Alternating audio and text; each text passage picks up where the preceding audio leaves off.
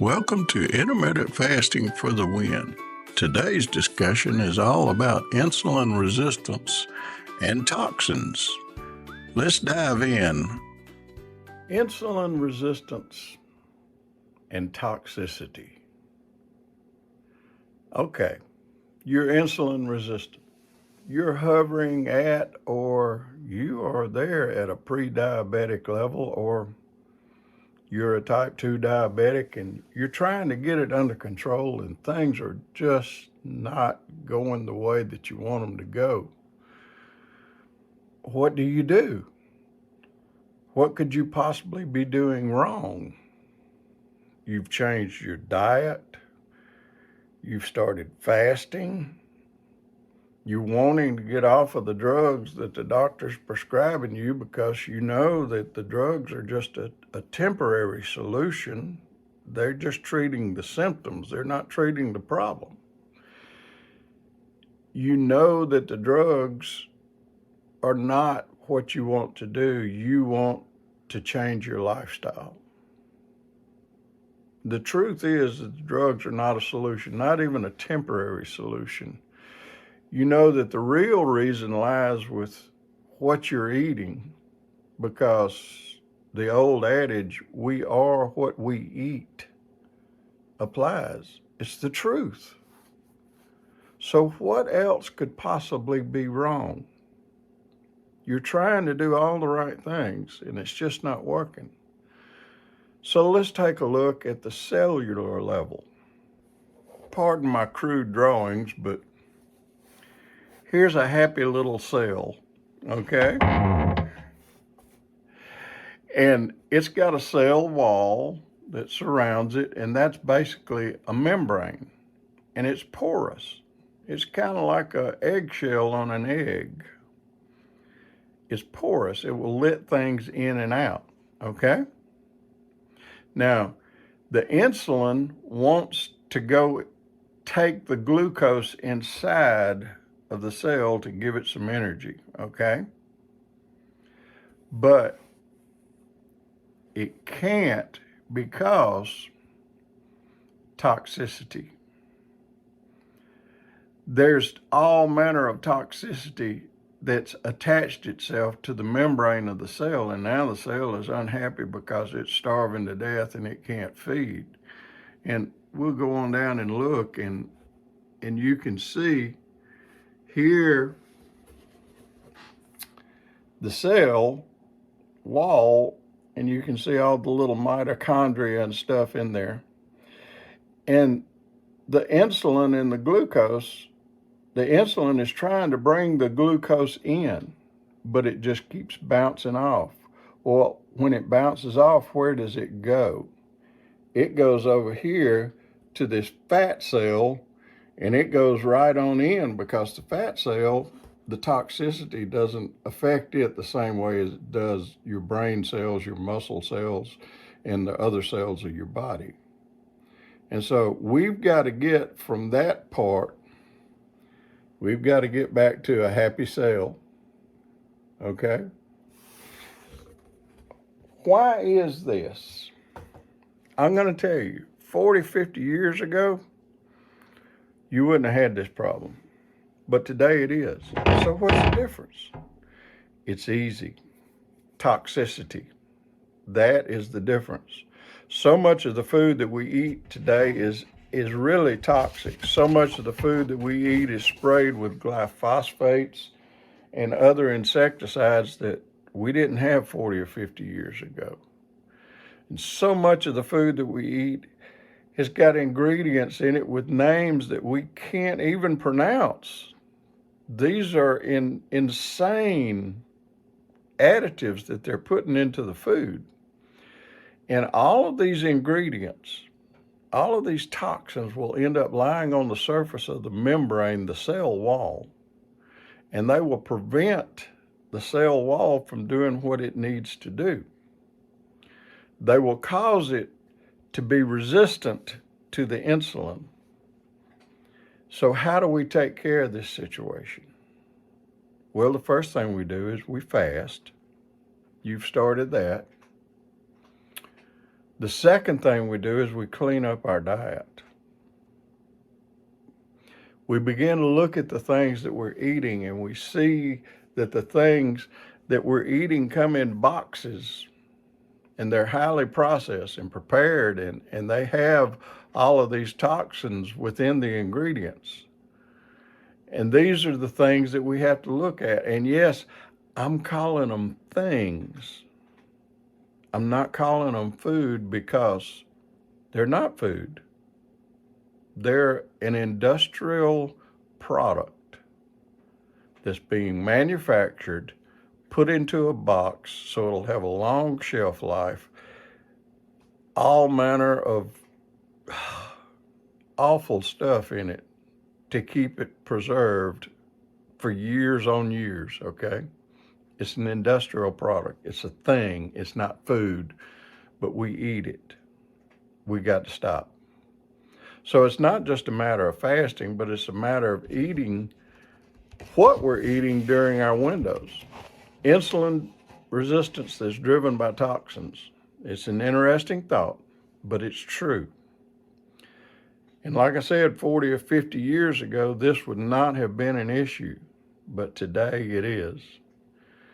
Toxins can interfere with insulin's ability to transport glucose into cells by disrupting various aspects of insulin signaling and glucose metabolism. Let's talk about it. Let's talk about it even more in depth. Heavy metals, arsenic, cadmium, mercury, air pollutants, and persistent organic pollutants, dioxins, PCBs, all of these things can induce and bring on insulin resistance. They do this by causing oxidative stress, inflammation. You know that word. If you're a faster, you know that word because that's the first thing that goes as you face the inflammation.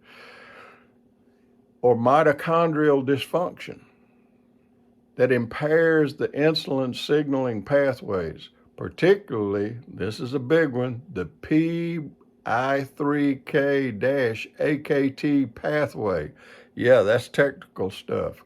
Critical for glucose transporters, the GLUT4, which is what translocates to the cell membrane, okay? Here's some specific toxins that are common. Arsenic. You say, I've got arsenic in my food?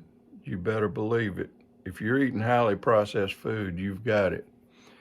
Chronic exposure to arsenic, even at low levels, is linked to insulin resistance by disrupting the insulin receptor. And here's, I hope I pronounced this one right, bisphenol A, or BPA. BPA. It's an endocrine disruptor, and it can mimic or even block hormones, which insulin is a hormone, altering insulin secretion and receptor sensitivity and leading to impaired glucose transport. Air pollutants, all kinds of stuff that is polluting the air. And I'm not just talking about the exhaust from cars. There's more things to consider. Pesticides, DDT, glyphosates, dioxins, all of these things will disrupt and mess with your cell membrane and not allow it to take in the food and the nourishment that it needs. All of these things, they inhibit insulin receptor function. They cause beta cell dysfunction. And the extent of interference depends on the toxin, the exposure duration, the dose, and individual factors like genetics. Some people are more prone to be affected by these things. So let's talk about, I want to talk about this one, the bisphenol A, the BPA. It's not something that's added to the processed food. But the way it gets in there is because BPA is a chemical that's used in the production of plastics. Your water bottle that you drink out of, you buy the water from the store and it comes in the plastic bottles. Guess what? BPA is in there. Even in canned foods, like the lining on the inside of cans now is a plastic lining, and it has BPA in it. And it can even be found, BPA can be found when you check out and they print out your receipt, and it's one of those thermal receipts that the paper itself has ingredients in the paper that activate upon heat, and that's how it prints out. It's even in that. BPA can leach into your food or your beverages from all of these materials. And under conditions like high heat, acidic, or basic environments, or prolonged storage. Listen, if you've got something sitting in a Tupperware container, a plastic container in your refrigerator, and you pull it out and throw it in the microwave, guess what? You just got a mega dose of BPA. And that BPA is creating insulin resistance. And that's what's affecting not only your weight loss, it's affecting your entire lifestyle, okay? The USDA, they consider BPA safe at low levels. I don't consider it safe at all. But they've banned its use in certain products like baby bottles and sippy cups because of health concerns, particularly for infants. So, canned foods, soups, vegetables, sodas, even your water that comes in bottles, it's got BPA in it. So let's review. Your insulin resistance, if you're doing everything right, but you've still got some insulin resistance, your A1C is still too high. Your biomarkers are crazy. It may be because of toxicity. And there are things that you can do. You can cut out and start drinking your water. This is metallic. It has no lining in it.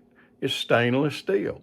Stainless steel or this ceramic cup. There are plenty of things that you can drink out of. You can get a filter for your water. You can filter your water, put it into a vessel such as the stainless steel or the ceramic that doesn't have the BPA in it, and get away from all of these things. So I encourage you today, and I hope this has helped you to learn a little bit about what could be causing extra insulin resistance. And I'll see you next time.